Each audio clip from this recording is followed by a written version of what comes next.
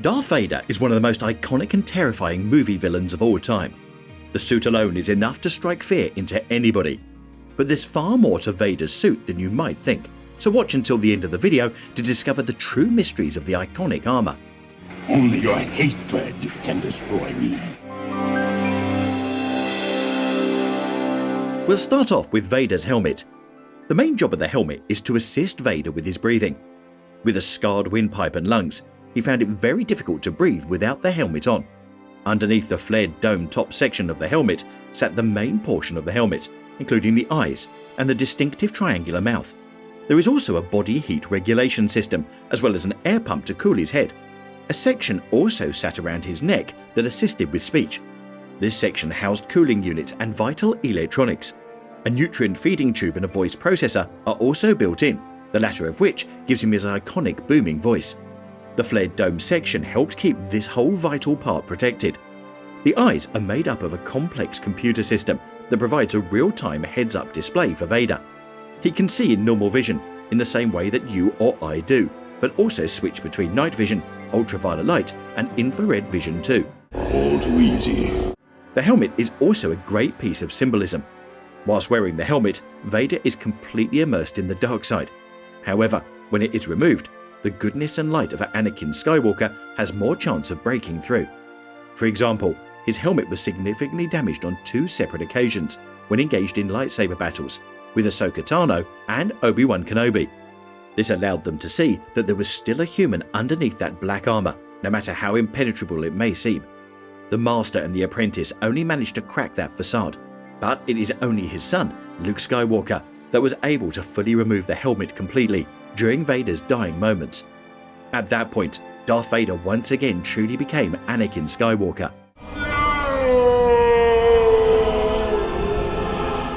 Moving downwards, we get to the main part of the suit. The armor is made of a heavy kind of durosteel, which is lightsaber resistant, able to take glancing blows without too much damage. Similarly, they can withstand blaster bolts, as seen in both The Empire Strikes Back and Rogue One. Underneath the armored sections on the shoulders, chest, wrists, torso, crotch, legs and feet is a thick and heavy bodysuit that provides a surprising amount of support. On his chest is housed his primary life support system.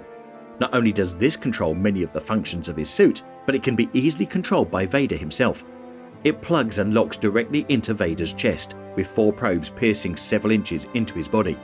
Not only was this a vital part of keeping him alive, but it was also a constant agonizing sensation that kept him connected to the dark side of the Force, emphasizing his dark powers.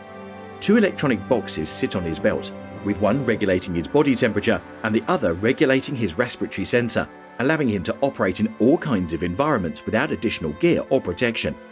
Both the chest and belt sections got damaged during the confrontations with Obi-Wan Kenobi and later with Luke Skywalker, causing his life support systems to start to fail and resulting in a strained and raspy respiration sound. Be careful not to choke on your aspirations. Even Vader's cape was designed for protection, with both this and his inner tunic being made out of a lightweight yet thick and protective material. It served as a physical protection as well as helping block out any dirt or dust from entering the suit's air filters. Remove the bulk of the suit and you will find that there are many wires, tubes and sensors that help interface Vader's highly damaged body with the terrifying armor. He was essentially just a torso and head, having lost both legs and his left arm in the climactic fight against his master on Mustafar during Revenge of the Sith, and his left arm having been amputated by Count Dooku during the Battle of Geonosis in Attack of the Clones. It is very evident why he needs the suit to survive. Not only is Vader's strength and power enhanced by the power of the Force, but it is also mechanically enhanced too. At the height of his ruthless power, the Sith Lord was a blunt and unstoppable force that would emerge victorious pretty much every single time. Perhaps you think you're being treated unfairly? With that being said, though, because there is so little of Darth Vader's actual body left, it makes it more difficult to mortally damage or wound him. If his limbs were sliced off, they could relatively easily be replaced. That's why the robotic sections are covered with slightly less armor.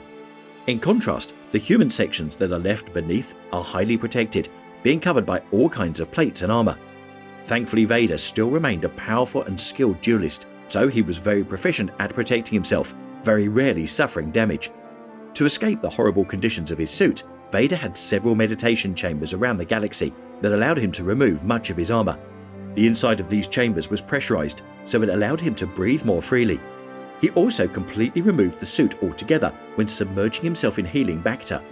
This was when Vader was in his most physically prone form, so he would only remove his armor and submerge in Bacta when in his highly guarded and fortified castle on Mustafar. Overall though, Vader's suit served two functions: life support and intimidation. The suit was essential to keep the Sith Lord alive, and without it, he would have surely died. It helped keep him connected to the dark side of the Force, and is an uncomfortable and even painful thing to wear.